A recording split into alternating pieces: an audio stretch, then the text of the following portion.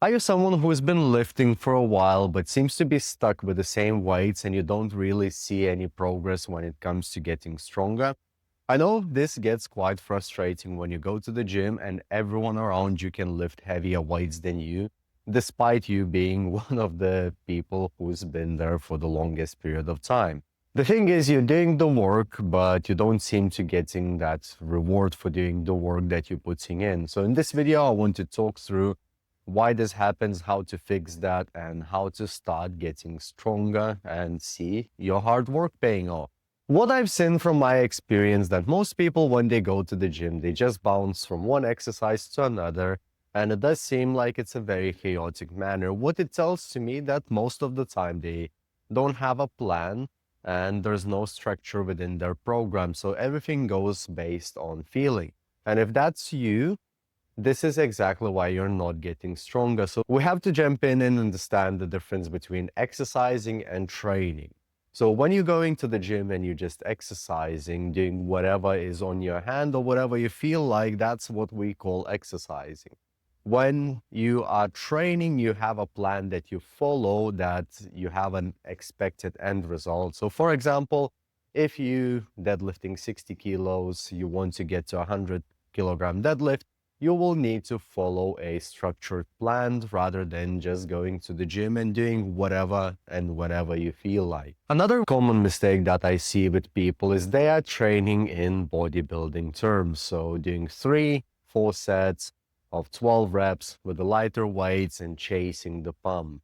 When it comes to strength training, pump doesn't really matter that much because there is a difference between getting stronger and looking strong. Our muscles adapt to lifting heavy weights when you are lifting heavier weights. When you do light weights and you do a lot of reps in like bodybuilding type of training, you do build muscle. That's exactly why when you look at the athletes who are competing in the bodybuilding, the only thing that comes to my mind at the moment is Ronnie Coleman.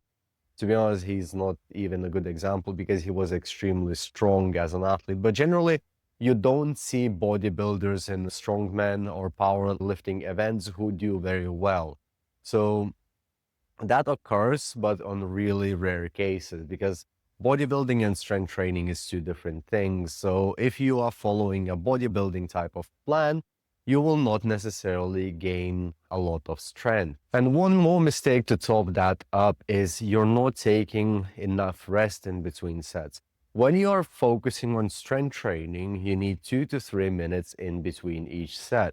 I mean, you are on internet, I guess you've seen the power lifter memes where they just basically do one deadlift and then sit down for 5 minutes drinking coffee and reading newspapers. So internet is full of those memes for a reason. But to be honest, the training that it requires to get stronger can get a little bit boring. From my personal experience doing weightlifting is I would do the 1, 2, or 3 reps of snatch or clean and jerk, and then you have 2 to 3 minute rest in between because you want to put all the effort into that single or a triple lift, which is very heavy, but then you have a long rest between.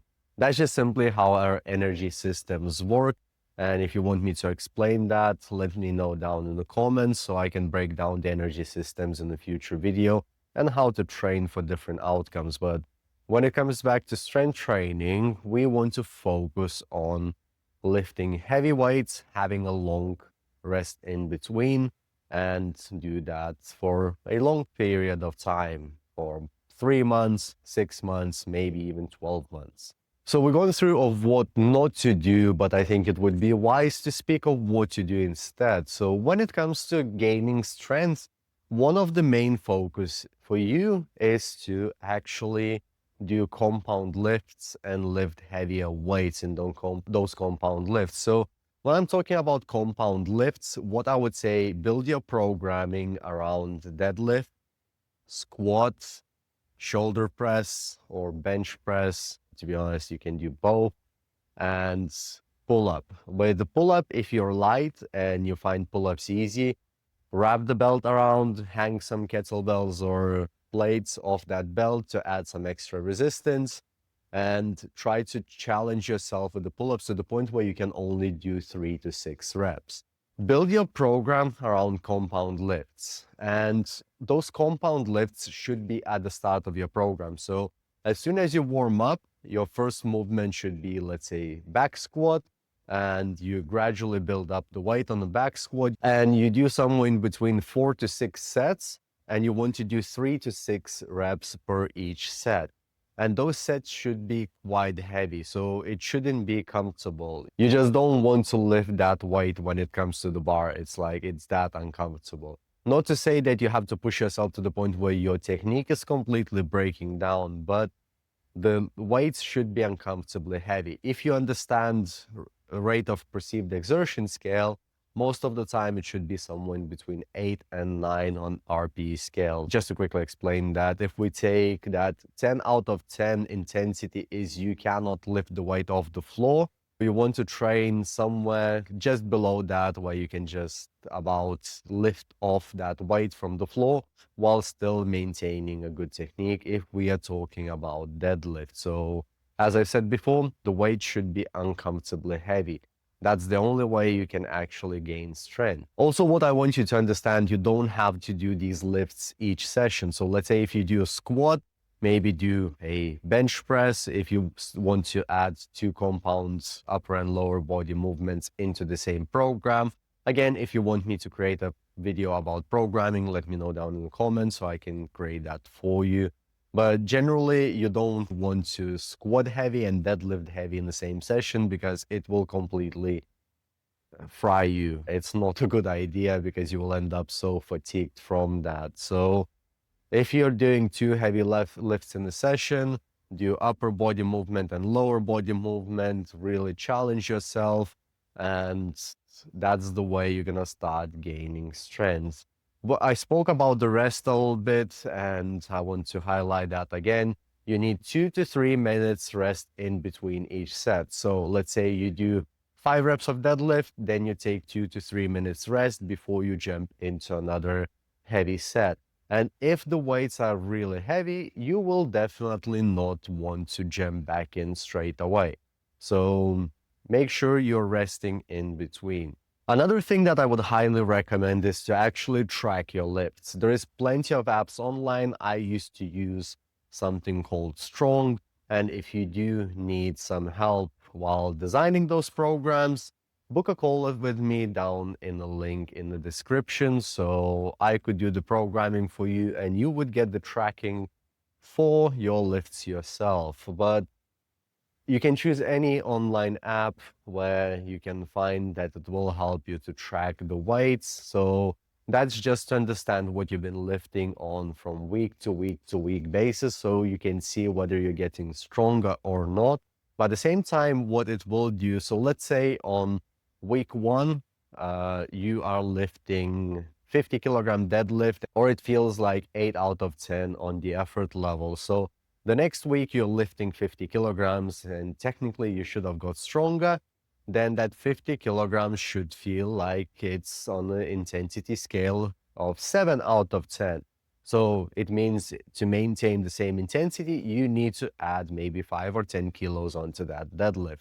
And I'm just talking about very low numbers and just assuming that everything progresses linearly. That's not entirely how the life works, but that's just a good starting point to understand how we need to progressively overload. And you probably heard the term progressive overload many times. What it is that you just slowly increase the weights on a week to week to week basis. And that's the way that your body adapts and you should get stronger theoretically. It's a little bit more complicated than that, but that's just a simple understanding. One of the most important factors when it comes down to building strength is that you have to stick with it. I mentioned that before.